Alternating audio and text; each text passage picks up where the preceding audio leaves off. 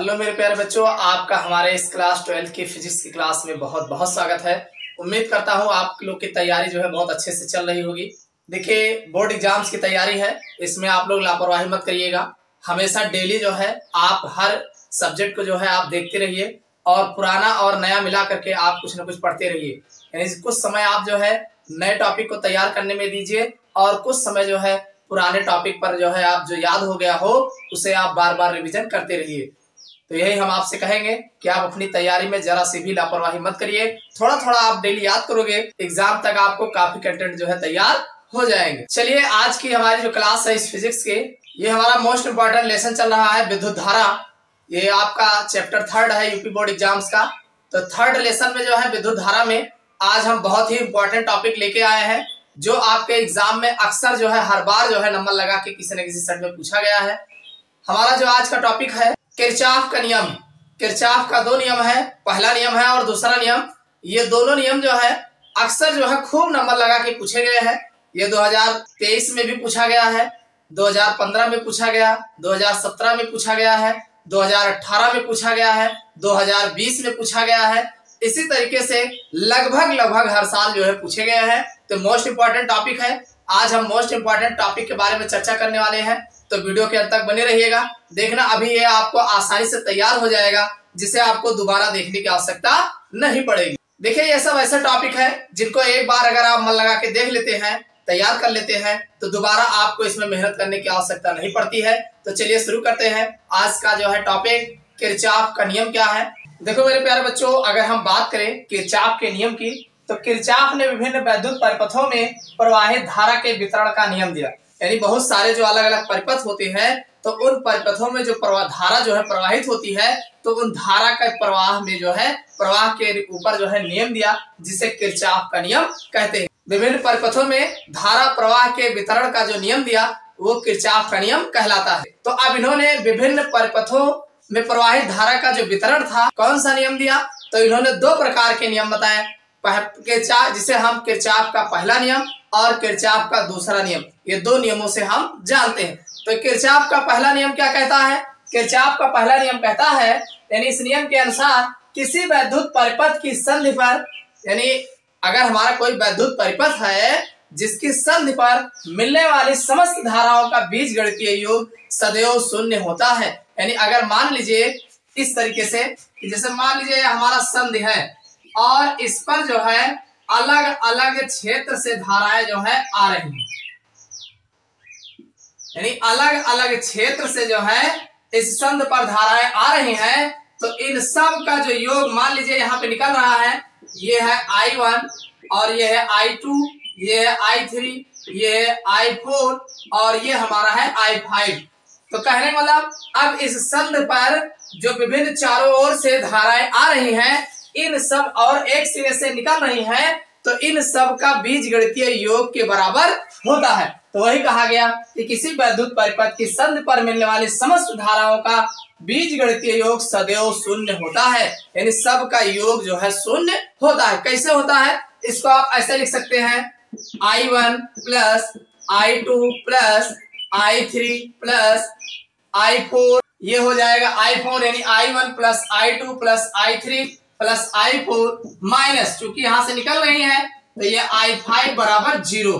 यानी इन सब का योग जो है बीजगणितीय योग जो है 0 के बराबर होता है। यही जो है किरचॉफ का पहला नियम कहता है। इसको आप और ऐसे लिख सकते हैं, I1 plus I2 plus I3 plus I4 बराबर, और ये माइनस में इधर जाएगा तो I5 हो जाएगा। इतना समझ में आ गया नहीं भाई? किरचॉफ का नियम कहता है कि किसी वैद्युत परिपथ की संधि पर मिलने वाली समस्त धाराओं का योग जो है बीजगणितीय योग जो है सदैव 0 होता है। यानी चाहे जितनी ओर से धाराएं आती हैं, उस पर आने के बाद उनका योग जो है 0 हो जाता है। इतनी बात समझ में आई? तो ये तो था किरचॉफ का पहला नियम। अब हम देखेंगे किरचॉफ का द्वितीय नियम क्या है। देखो मेरे दोस्तों, अगर हम बात करें किरचॉफ के द्वितीय नियम की, तो किरचॉफ का द्वितीय नियम क्या कहता है कि किसी वैद्युत परिपथ के प्रत्येक बंधपाश के, जैसे मान लीजिए हमारा वैद्युत परिपथ है और उसमें कई बंधपाश, जैसे आपके सामने 1 और 2 बंधपाश आपको दिखाई दे रहे हैं, तो किसी वैद्युत परिपथ के प्रत्येक बंधपाश के विभिन्न भागों में प्रवाहित धाराओं, यानी अब ये दो पास है तो दोनों पासों में अलग अलग भागों में अलग अलग धारा जो है प्रवाहित हो रही है।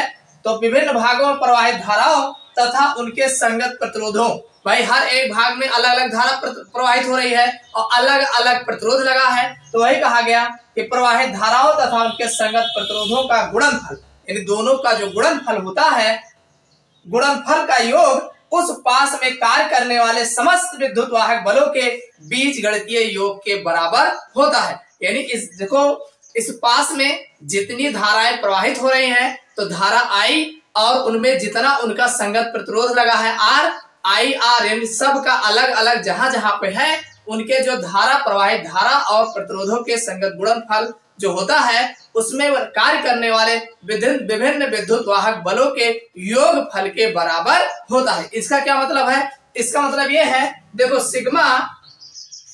सिग्मा का प्रयोग जानते हो कहाँ किया जाता है? जैसे मान लो I1 R1 I2 R2 I3 R4 ऐसे बहुत सारे हो तो सिग्मा लगा के एक साथ लिखा जाता है। तो सिग्मा बराबर I R हो जाएगा, यानी इनमें प्रवाहित विभिन्न धाराओं और विभिन्न प्रतिरोधों के गुणनफल ये बराबर होगा सिग्मा, किसके बराबर होगा? E, यानी इसमें जो पूरे में परिपथ में पर बह रहे विद्युत वाहक बलों के योग के बराबर होता। अब सिग्मा E क्यों लिखा गया? भाई E1 E2 मान लीजिए कई विद्युत वाहक बल लगे हो तो जितना जो है इनमें IR होगा सिग्मा में, उतने सिग्मा में विद्युत वाहक बलों के योग फल के बराबर होता है। यही लिखा गया है। किसी विद्युत परिपथ के प्रत्येक बंद पास, देखो एक बंद पास यहाँ है तो यहाँ देखिए आप देख रहे हैं यहाँ धारा प्रवाहित हो रहा है तो I1 धारा प्रवाहित हो रहा है। भाई E1 विद्युत वाहक बल है तो I1 धारा प्रवाहित हो रहा है। तो अब ये इसी तरीके से जो हमारा E2 विद्युत वाहक बल है तो ये जो है I2 धारा प्रवाहित हो रहा है। भाई E2 जब विद्युत वाहक बल है तो I2 धारा प्रवाहित हो रहा है। इस तरीके से यहाँ R1 प्रतिरोध लगा है, R2 प्रतिरोध लगा है, R3 प्रतिरोध लगा है। तो अलग अलग विद्युत वाहक बल लगे हुए हैं, अलग अलग प्रतिरोध लगा है और अलग अलग धारा जो है बह रही है। तो इनके कहने का मतलब यह है कि कोई भी बंद पास अगर लिया जाए, विभिन्न भागों में अगर प्रवाहित धारा जो होती है उनके संगत प्रतिरोधों के गुणनफल के योगफल, यानी आई विभिन्न धारा आई हो गया, सिग्मा लगाया गया ना, अलग अलग आई होगा, अलग अलग उनका आर होगा। तो इनका इन दोनों का जो गुणनफल होगा वो जो है उस पास में कार्य करने वाले समस्त विद्युत वाहक बलों के बीज गणितीय योग के बराबर होता है। यानी भाई जैसे E1 E2 कई होगा, जैसे I1 R2 कई होगा, I1 R जो है कई होगा, वैसे E हमारा कई होगा।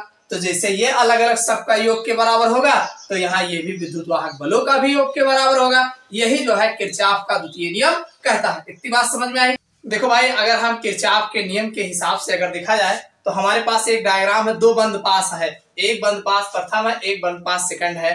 तो इसमें यह कहा गया कि इस नियम को लगाते समय धारा की दिशा में चलने पर धारा व इसके संगत प्रतिरोध का गुणनफल, यानी जो धारा हमारा I होता है और संगत प्रतिरोध R होता है, इन दोनों का गुणनफल धनात्मक लेते हैं। यानी अगर धारा की दिशा में हमारा प्रतिरोध जो है तो उसका दोनों का जो है धनात्मक लेते हैं, तथा सेल के विद्युत वाहक अपघट्ट में ऋण इलेक्ट्रोड से धन इलेक्ट्रोड की ओर चलने पर विद्युत वाहक बल जो है धनात्मक लेते हैं। भाई ऋण से अगर धन की ओर बह रहा है तो उसको हम धनात्मक में काउंट करते हैं। जैसे मान लीजिए ये ऋण से धन की ओर बढ़ रहा है, ये भी ऋण से धन की ओर बढ़ रहा है। तो इस तरीके से तो अगर देखा जाए तो बंद पास पक्ष के लिए, जैसे हमारा पहला बंद पास है जिसका विद्युत वाहक बल ये E1 है और इसमें I1 धारा जो है प्रवाहित हो रही है। तो भाई I1 धारा है, R1 ये है, तो I1 R1 हो जाएगा। और अगर हम इसके अगर R2 की बात करें तो इसमें I2 धारा प्रवाहित हो रही है और ये भाई इसका विद्युत वाहक बल E2 है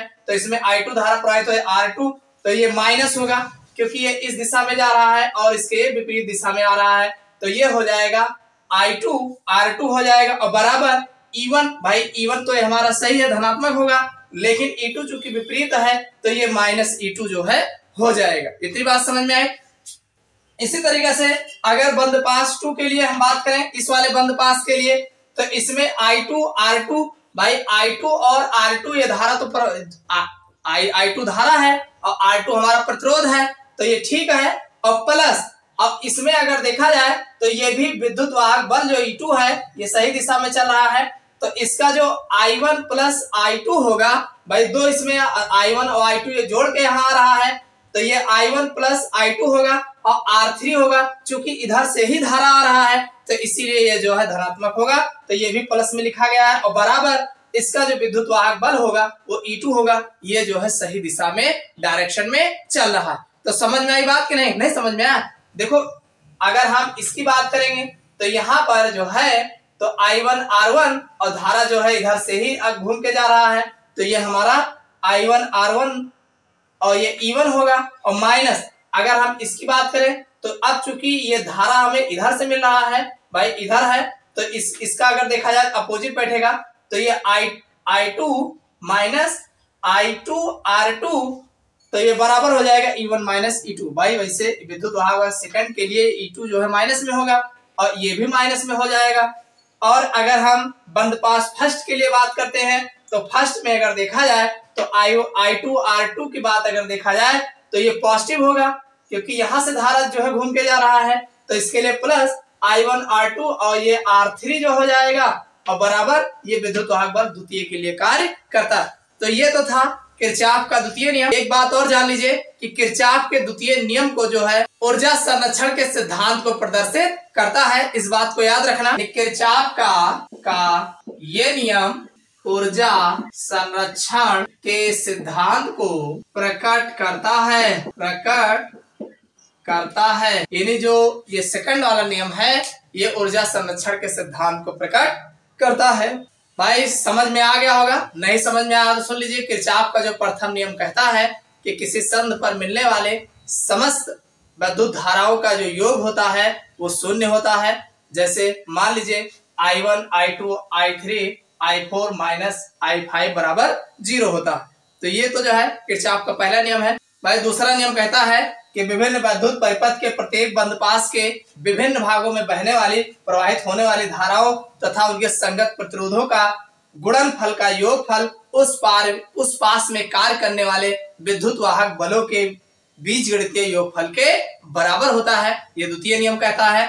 और इस द्वितीय नियम को जो है ऊर्जा संरक्षण के सिद्धांत को जो है प्रकट करता है। तो ये किरचॉफ का प्रथम नियम और द्वितीय नियम हो गया, जो विभिन्न जो हमने उदाहरण सहित आपको बताए हैं। ये एग्जाम में नंबर लगा के पूछे गए, तो इसको आप एक बार दो बार पढ़िएगा, कोई दिक्कत नहीं होगी, आराम से याद हो जाएगा। एक डायग्राम ये बनाइएगा, इसमें I1 I2 I3 दिखा दीजिएगा, एक साइड में कहीं से निकाल दीजिएगा। इसका समस्त योग संधि पर मिलने वाले समस्त धाराओं का जो योग होता है बीजगणितीय योग होता है शून्य होता है, यही बताना है।